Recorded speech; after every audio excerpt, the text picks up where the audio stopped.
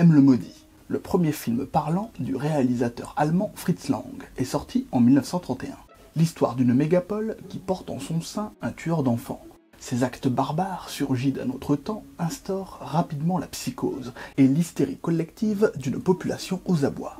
Le climat de défiance qui s'ensuit vis-à-vis de la loi et de la maréchaussée amène la police à prendre des mesures extrêmes. Dans une Allemagne où la montée du nazisme s'opère suite à la situation financière catastrophique du pays et où les dérives sécuritaires prennent bien souvent le pas sur les libertés individuelles. En parallèle, la pègre allemande, qui voit ses revenus fléchir en raison d'un regain de zèle des forces de police, décide également de prendre les choses en main de son côté, et de là aussi recourir à des moyens extrêmes. Comment traquer un tueur en série dont on ignore absolument l'apparence et qui pourrait être n'importe qui?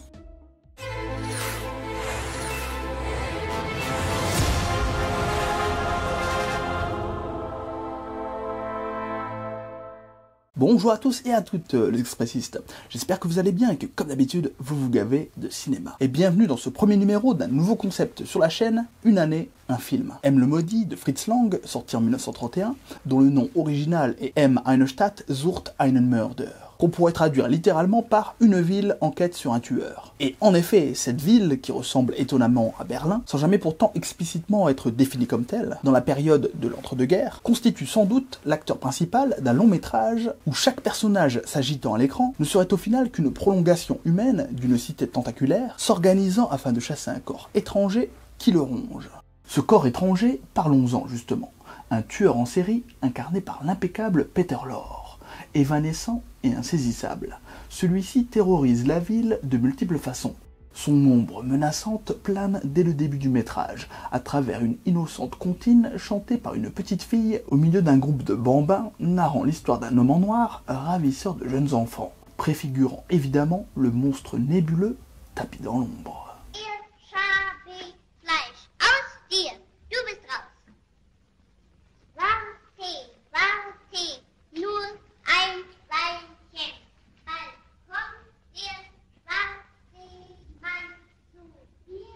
La psychose s'insinue à travers toute la ville. Les voisins se soupçonnent les uns les autres. Des innocents, au comportement simplement bienveillant, sont à deux doigts du lynchage. Tout le monde peut être le tueur, et c'est bien là le nœud du problème. On obtient ainsi les bases solides d'un véritable thriller policier où l'enquête est assurée par un commissaire volontaire. Loman met toute son énergie, toute sa volonté et tous les moyens dont il dispose afin de traquer et de confondre le criminel. Le tout sans succès. Toutefois, son action n'est pas vaine, puisque ce sont ces rafles incessantes dans les bas-fonds d'une cité gangrénée par la mafia locale qui seront le déclencheur de la réaction inattendue et ô combien salvatrice paradoxalement des malfrats eux-mêmes, bien résolus à retrouver l'origine du mal qui ronge leur business jadis si lucratif, le tueur d'enfants, toujours lui. Bullen dimmeln heute wieder in Straßen rum wie die Wanzen. Wo du hinspuckst, da triffst du auf den Grün. Nicht einmal bei den Mädchen lassen sie dich in Ruhe. Die sind auch schon völlig blemblem und haben nichts im Kopf als den Mörder. Die meine, die hat so eine Kleine von 6 Jahren. Also jede Nacht habe ich das Vergnügen, dreimal unter das Bett und unter das Kanapee zu kriechen, ob sich da vielleicht der Mörder versteckt hat. Bei einem Beruf kannst du nicht mehr nachgehen, weil du dauernd über Kriminale stolperst. Privatleben hast du auch nicht mehr. Ich kann euch sagen, ich habe das gesagt. La police et la pègre. Si elles ne partagent guère les mêmes méthodes, elles partagent en revanche un but commun. Et c'est en agissant en parallèle l'une de l'autre, sans jamais se concerter, du moins pas intentionnellement, que leurs recherches respectives vont s'avérer fructueuses. L'union de la légalité et de l'illégalité. Voilà encore une ironie mordante insérée au cœur du long métrage. Schön, wir brauchen uns nicht lange bei der Vorrede aufzuhalten, wir wissen ja alle, warum wir hier sind. Ein Außenseiter verdirbt uns das Geschäft und den Kredit. Die Maßnahmen der Polizei, die täglichen planmäßigen Razzien zur Ergreifung des Kindermörders, hindern unsere Tätigkeit in einem kaum mehr ertragbaren Maße. Es geht nicht mehr länger an, dass wir in keinem Hotel, in keiner Kaschemme, in keinem Konzertcafé und in keiner Privatwohnung mehr vor einem Zugriff der Kriminalpolizei sicher sind. Sehr richtig. Bravo. Dieser Zustand muss ein Ende nehmen. Et la ville dans tout ça, me direz-vous? Le noir et blanc lui confère un aspect inquiétant. Le choix des cadres et des focales est fort audacieux pour l'époque, toujours au service d'une traque impitoyable et empreinte de frénésie. La modernité se manifeste également au niveau de la liberté de ton, aussi bien en termes de thématiques sombres et matures. On parle entre autres de rapt d'enfants, d'agressions sexuelles, ou encore de meurtres, et ça nous montre des aspects parmi les moins reluisants de l'espèce humaine. En outre, les insultes, les intimidations et les violences physiques sont légion. Ce qui m'incite d'ailleurs à vous signaler que le film est à réserver à un public plutôt averti. Wenn die Bestie unter die Finger kriegten, Brennholz würden sie aus dem machen, kann ich Ihnen sagen.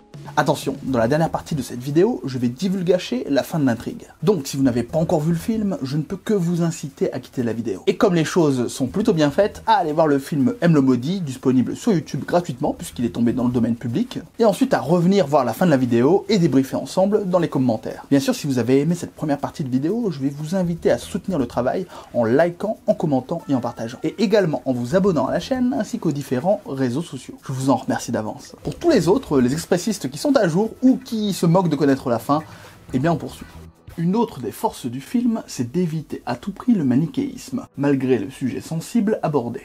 Ici, le grand méchant dira même, à la fin du film, dans une tirade pathétique, aussi tragique qu'admirable, que ce sont des pulsions qui l'animent, dans une ultime tentative sincère de se dédouaner et à la fois de susciter l'émoi et la compassion devant son auditoire un brin médusé, mais surtout absolument vindicatif. L'ironie de la situation, c'est que le procès est assuré par la pègre, à la fois jugé parti et dont on peut, par la nature même de leurs agissements et de leur statut, douter de la probité et de l'équité. La foule de truands qui se considèrent d'ordinaire au-dessus ou en dehors des lois décide cette fois d'en appliquer une qui l'arrange, sous couvert de principes moraux bien évidemment indéniables.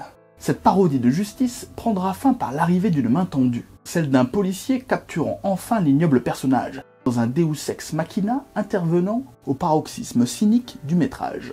Paradoxalement, en un seul mot, quoique, la main tendue n'est en rien une délivrance pour l'accusé, mais bien au contraire une main vengeresse œuvrant directement pour la justice, cette fois bien légale.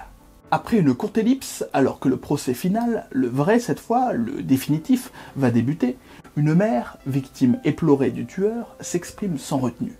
Elle n'est qu'une voix et un visage parmi la multitude. Pourtant, en quasi porte-parole de toutes ces femmes brisées, elle explique que cette justice officielle ne peut rien enlever à la douleur de la perte d'un enfant.